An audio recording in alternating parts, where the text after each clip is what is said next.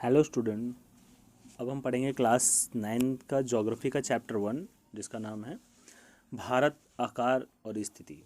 तो भारत के बारे में यहाँ पे हम पढ़ेंगे इस चैप्टर में। उसके आकार, स्थिति मतलब सिचुएशन, कहाँ कहाँ पे अलग अलग किस्म से ज़मीन है और नदियाँ हैं, पहाड़ पर्वत सब इस हिसाब से है। तो मतलब कहीं कहीं जनसंख्या है और सब चीज़ों के बारे में यहाँ पे पढ़ेंगे। तो देखते हैं, ये सपोर्ट मटेरियल से पढ़ रहे हैं चैप्टर।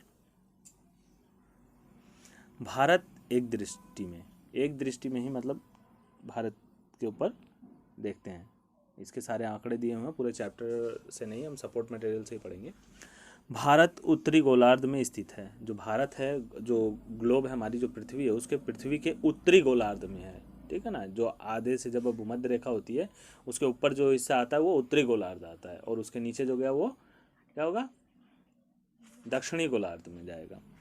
तो जो भारत की जनसंख्या है 121 करोड़ है, वो भी 2021 के 11 की जनगणना से। और इसका क्षेत्रफल है 32.8 लाख वर्ग किलोमीटर।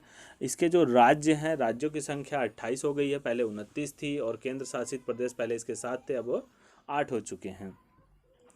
विश्व के कुल भौगोलिक क्षेत्र का प्रतिशत 2.4% है। जो मतलब पूरे भौगोलिक देश के जो पूरी ज़मीन का अगर रखें तो भारत का है उसमें 2.4% हिस्सा है पूरे विश्व में से। विश्व की कुल जनसंख्या में प्रतिशत, अगर विश्व की पूरी जनसंख्या देखी जाए तो उसमें भारत की टोटल कितनी है, 17.5% जनसंख्या है। जनसंख्या के अनुसार भारत का स्थान, अब जनसंख्या के अनुसार जो भारत का स्थान है वो दूसरा है, पहला किसका है, चाइना का।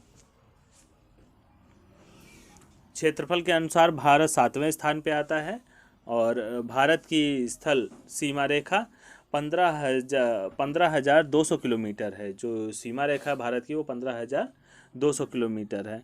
भारत की समुद्री तट रेखा जो कितनी है, यहाँ ये पीछे 7,516.6 किलोमीटर है। ये समुद्र, इसके जो किनारे किनारे पे जो समुद्र है ना, इतने किलोमीटर एरिया में समुद्र की रेखा, इससे समुद्र टच करता है। भारत की मानक यमोत्तर रेखा कितनी डिग्री पे, भारत की जो मानक रेखाएं हैं उस पे, मतलब जो मानक रेखा ग्लोब पे खींची जाती है ना, तो उसमें भारत की जो मानक यमोत्तर रेखा है वो है 82 डिग्री 30 मिनट पूर्व देशांतर में है। ये पूर्वी देशांतर में है, ठीक है ना। और 37.37 डिग्री 6 मिनट जो ये क्या है, उत्तरी अक्षांश तक है। यहाँ से लेके उत्तरी अक्षांश तक कहाँ तक ये फैला हुआ है, 37 डिग्री से 6 मिनट तक। भारत का देशांतरीय विस्तार 68 डिग्री 7 मिनट पूर्व देशांतर से लेकर, और 97 डिग्री 25 मिनट पूर्व देशांतर तक है। पूर्व में इतना एरिया तक फैला हुआ है। इसका एरिया बताए, इतने डिग्री एंगल तक ये फैला हुआ है, फैला। भारत के पड़ोसी देश देखते हैं। भारत के पड़ोसी देश कौन कौन से हैं, जैसे कुछ के नाम सुने भी होंगे, जानते भी हो। भारत और पाकिस्तान ये उत्तर पश्चिम में है। चीन तिब्बत के पास है। नेपाल और भूटान उत्तर में है। म्यांमार और बांग्लादेश पूर्व में है। श्रीलंका और मालवा द्वीप द्वीपीय पड़ोसी दक्षिण में है, और ये दक्षिण में है। भारत और श्रीलंका पाक जल संधि, भारत और श्रीलंका के बीच में जो जुड़ाव है उसे हम क्या कहते हैं, पानी जो है बीच का समुद्र जो है उसे कहते हैं हम पाक जल संधि। और मन्नार की खाड़ी के द्वारा एक दूसरे से अलग होते हैं। यही इन दोनों के बीच में क्या है, बांटता है एक दूसरे को।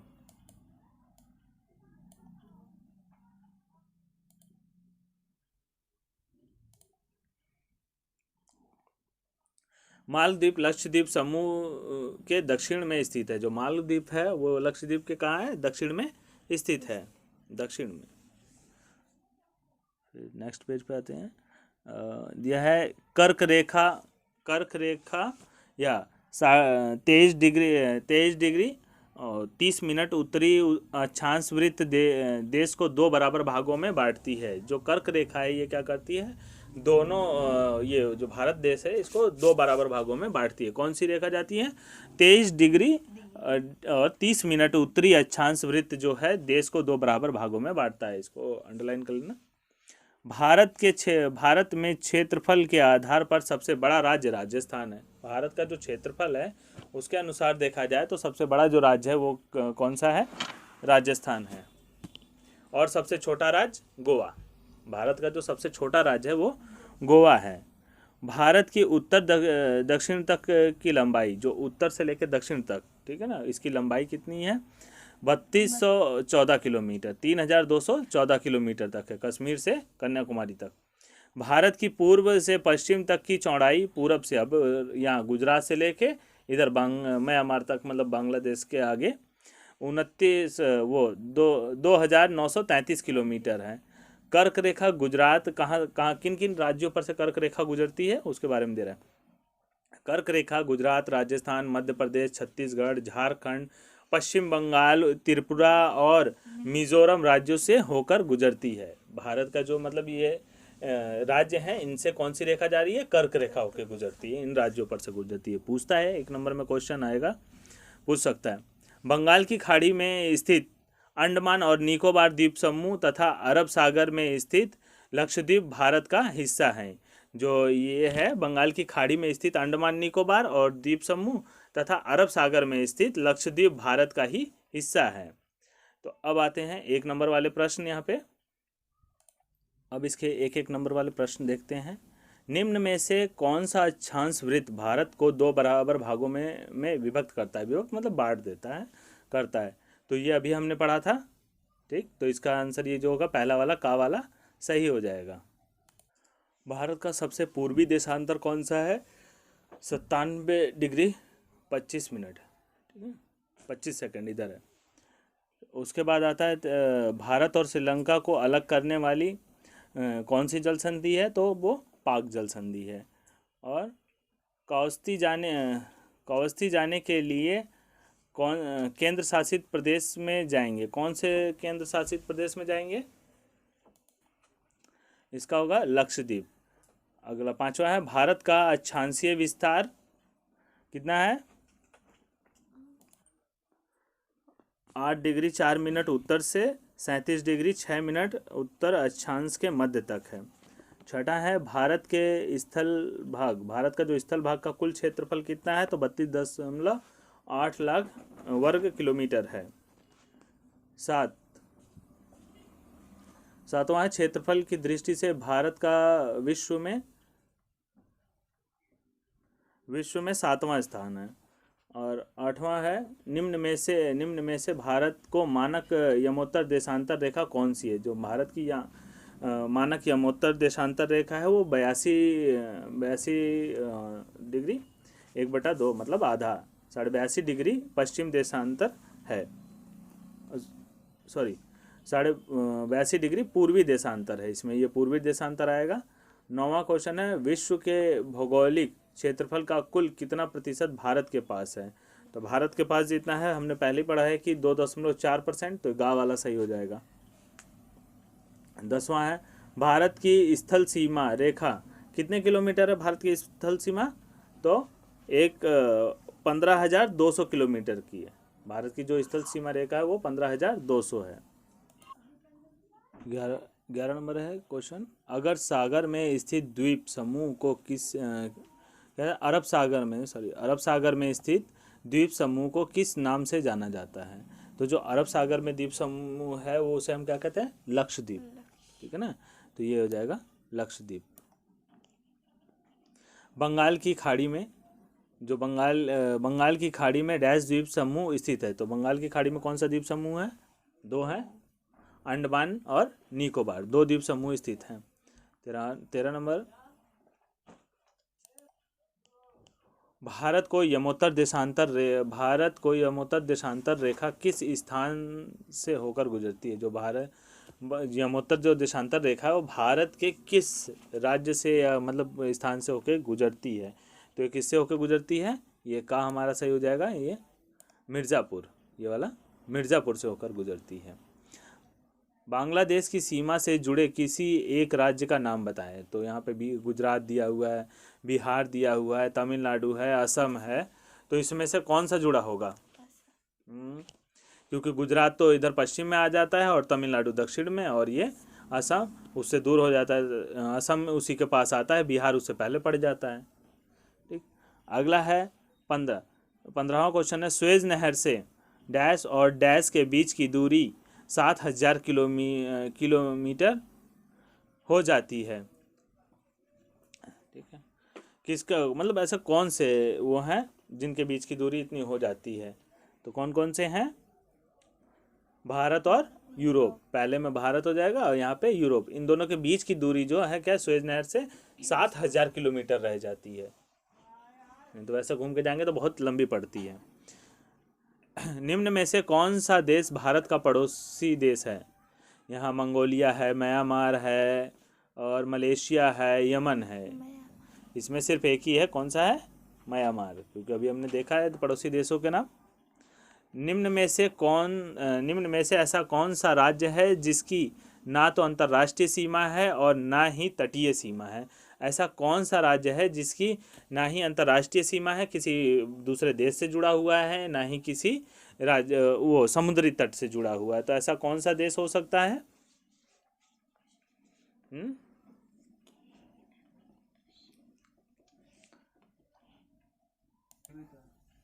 यहाँ जो दिया ऑप्शन है, तो यहाँ दिया हुआ है महाराष्ट्र, जम्मू कश्मीर और मध्य प्रदेश, केरल। तो यहाँ कुछ नहीं देख के अगर हम इतना देख ले कि इसमें समुद्र से और पड़ोसी देश से कौन कौन सी सीमाएं जुड़ी हुई है, तो वो हट जाएंगी, जो बचा वही यहाँ पे आंसर होगा। तो महाराष्ट्र समुद्र से जुड़ा हुआ है, केरल भी समुद्र के पास है और जम्मू कश्मीर पाकिस्तान के बॉर्डर पर पड़ता है। तो यहाँ पे सिर्फ खाली एक आंसर हो गया मध्य प्रदेश। मध्य प्रदेश ऐसा है जो सेंटर में इंडिया के ना ही समुद्री तट है और ना ही किसी नेशनल सीमा से, अंतर्राष्ट्रीय सीमा से जुड़ा हुआ है। निम्न में से सबसे लंबी तट रेखा वाला राज्य बताइए। कह रहे कि इसमें जो पश्चिम बंगाल है, गुजरात है, केरल है, महाराष्ट्र, इनमें से बताना है कि सबसे लंबी जो तट रेखा है वो किस राज्य की है, मतलब समुद्री बॉर्डर जिसके पास है। तो गुजरात एक ऐसा है जिसके पास दो ज़्यादा लंबी रेखा पाई जाती है, समुद्री तट पाया जाता है। भारत का कौन सा राज्य 3 तरफ से बांग्लादेश से घिरा हुआ है? भारत के ऐसा राज्य बताओ जो 3 तरफ से बांग्लादेश से घिरा हुआ है। इसके लिए अगर मानचित्र थोड़ा ध्यान दोगे तो ज़्यादा समझ में आ जाएगा। तो कौन सा है इसमें? असम, पश्चिम बंगाल, त्रिपुरा और बिहार। तो यहाँ पे त्रिपुरा ही है जो बांग्लादेश के 3 तरफ से घिरा हुआ है। नीचे दिए गए प्रश्नों में 2 प्रकथन दिए गए हैं, एक संकल्पना सा और दूसरा कारण है। कथन को पढ़िए और सही विकल्प का चयन कीजिए। संकल्पना दी हुई है, गुजरात से अरुणाचल प्रदेश के समय में 2 घंटे का अंतर है। कह रहे कि गुजरात और अरुणाचल प्रदेश में 2 घंटे का अंतर होता है। टाइम देखें क्यों। कारण यहाँ पे दिया हुआ है कि 82 डिग्री 3 मिनट पूर्व देशांतर रेखा को भारत के यमोत्तर रेखा माना जाता है। कह रहा है कि इसलिए है या किस लिए। तो मतलब ये सही है कि गलत है, इसलिए दिया गया। तो इसमें दिया गया पहला, संकल्पना सा एवं कारण का दोनों सही हैं।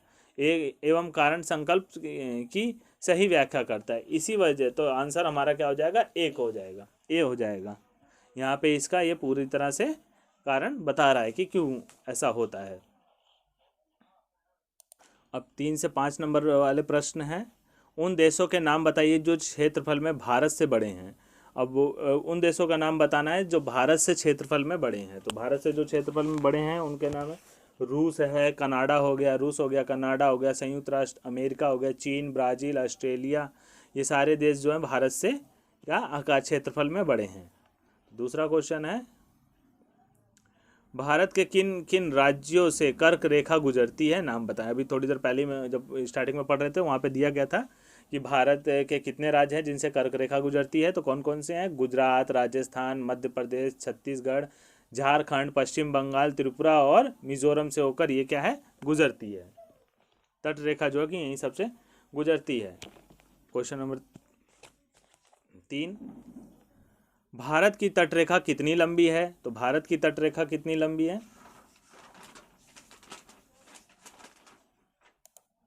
भारत की तटरेखा जो है 7,516.6 किलोमीटर लंबी है। इसके 2 लाभों का उल्लेख कीजिए। अब इतनी लंबी है तो इससे क्या क्या लाभ होते हैं? कम से कम 2 लाभ बताने। तो पहला हो जाएगा जैसे कि बहुत से महत्वपूर्ण बंदरगाह, जो बहुत से बंदरगाह हैं, बंदरगाहों को स्थापित करने में मदद मिलती है। जैसे ज़्यादा तट समुद्री किनारे होंगे तो वहाँ पे हम क्या कर सकते हैं? बंदरगाह बना सकते हैं जहाँ पे पानी वाले जहाज़ सामान लेके आते रुकते हैं। ये बंदरगाह भारत के लिए विदेशी व्यापार के द्वार है। मतलब वहाँ से अब विदेशी व्यापार आसानी से हो सकता है, लेन देन किसी का जहाज़ से हम भेज सकते हैं सामान और आ सकता है पानी वाले जहाज़ से।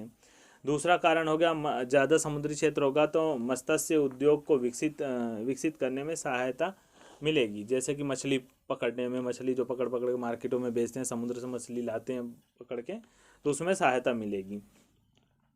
इस उद्योग में हजारों मछुआरों को रोजगार मिलेगा। अब इस उद्योग में जो कि हजारों मछुआरे जो हैं वो मछली ला के बेचते हैं और पैसा कमाते हैं।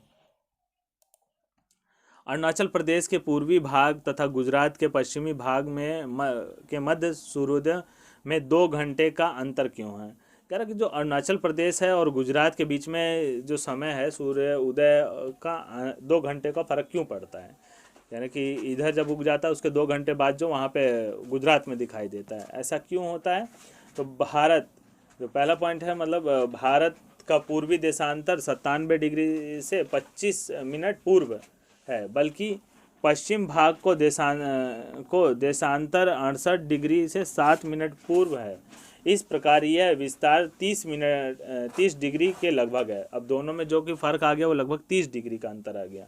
दूसरा पॉइंट होगा 1 डिग्री देशांतर को पार करने में सूर्य के 4 मिनट लगते हैं। तो मतलब 1 डिग्री जो होता है वो 4 मिनट के बराबर होता है। जो ग्लोब पे दिया हुआ ना, एक लाइनिंग खींची हुई है, तो वो मानक रेखा जो 4 डिग्री के बराबर होती है। तो उससे हम 30 को गुणा कर लेंगे। 30 को जब गुणा कर लेंगे तो 4 तियाँ 12, ठीक, 120 हो जाएगा, होगा ना। 30 से गुणा किया तो 120 हो जाए। अब 120 हो गया तो मतलब 60 मिनट का 1 घंटा होता है। अब 60 मिनट का 1 घंटा हो गया तो 120 का 2 घंटा हो गया। तो इसलिए हमें सीधे सीधे 2 घंटे का अंतर पता लग गया। अगला क्वेश्चन है, भारत को मानक समय की आवश्यकता क्यों पड़ती है? तो भारत के पूर्वी तथा पश्चिमी छोर के मध्य 30 डिग्री देशांतर का अंतर है, इसलिए अब जैसे हम इधर से उधर जाएंगे तो 2 घंटे का डिफरेंस पड़ेगा। 2 घंटे का डिफरेंस पड़ेगा तो वहाँ की घड़ी के हिसाब से यहाँ टाइम अलग दिखाएगा। इसलिए हम जो चलते हैं वो एक मानक समय से चलते हैं। वो पूरे इंडिया में कहीं पे भी जाओ वही टाइम मानक जाता है।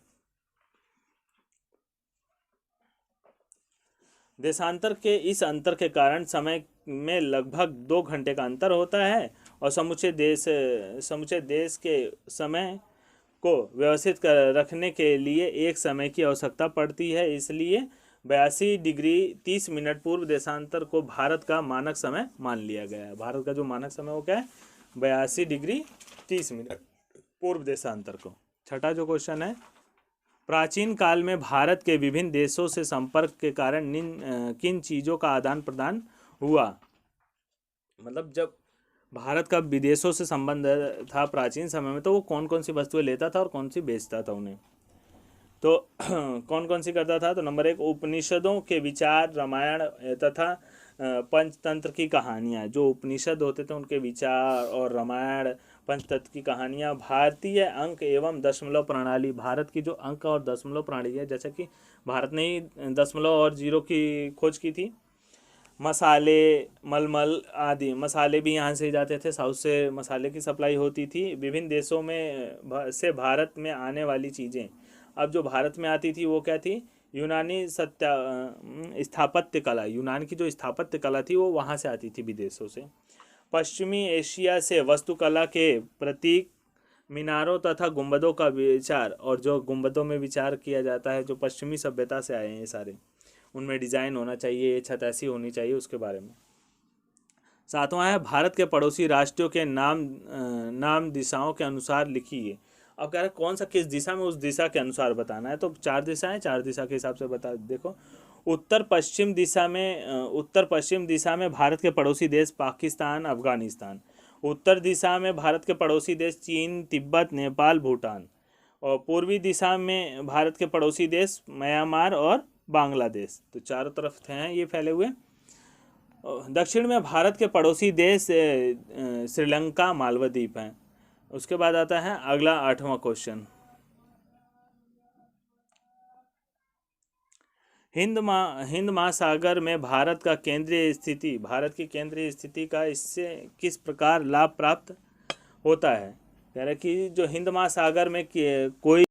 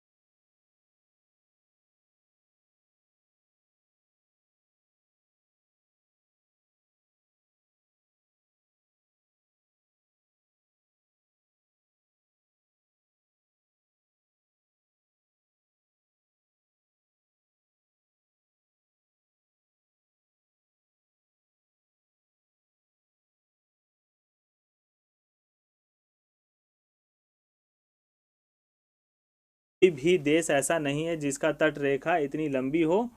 कह रहा है कि कोई भी देश नहीं है जिसकी जितनी लंबी भारत की तट रेखा उतनी किसी की हो। समुद्री मार्ग से पूर्व एशिया, पश्चिम एशिया और अफ्रीका के राष्ट्र व्यापार करने के लिए भारत से होकर गुजरते हैं। जिसका लाभ भारत को होता है, वो यहीं से होके जाते हैं, तो भारत को इसका फ़ायदा मिलता है। इन सभी लाभों के भारत से जुड़े होने के कारण भारत के नाम पर ही महासागर का नाम हिंद महासागर रखा गया था। अब चलते हैं नेक्स्ट चैप्टर पे। तो लाइक और सब्सक्राइब ज़रूर करना, नोटिफिकेशन ऑन कर लेना, जिससे आगे चैप्टर की सारी इन्फॉर्मेशन तुम्हें मिलती जाए, नोटिफिकेशन मिले और टाइम पे याद कर सको। Bye, thank you.